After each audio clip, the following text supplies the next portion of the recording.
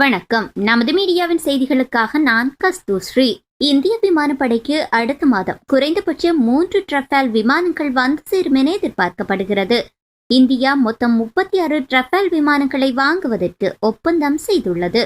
36 விமானங்களும் இந்தியா வரை சென்றடைந்தால் இந்திய விமானப்படையிடம் ரஃபேல் விமானங்களை மட்டும் இயக்கும் 2 ஸ்குவாட்ரன்கள் இருக்கும்.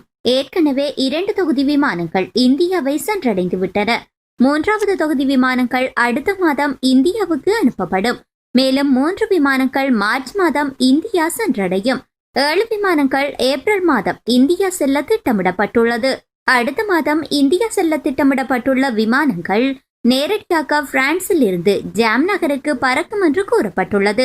இடையே இடைத்தக்கல் ஏதும் இல்லாமல் அந்த விமானங்கள் நேரடியாக பிரான்சில் இருந்து இந்தியா செல்லும் வகையில் திட்டமிடப்பட்டுள்ளது.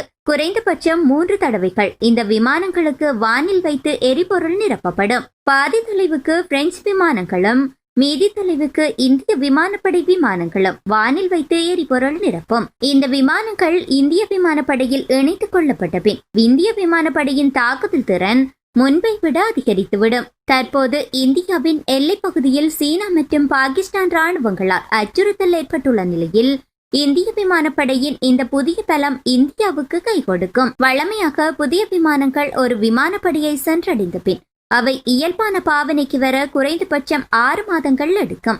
இதற்கு காரணம் பலவிதமான சோதனைகள் மற்றும் பயிற்சிகள் செய்யப்பட்ட பின்னரே அவை வழமையான பயன்பாட்டுக்கு பயன்படுத்தப்படும். ஆனால் ரஃபேல் விமானங்களை பொறுத்தவரை இந்திய விமானப்படை இந்த வழமையான பாணியை மாற்றி புதிய விமானம் தரையிறங்கி சில தினங்களிலேயே வழமையான பாவனைக்கு அனுப்பி வைத்தது.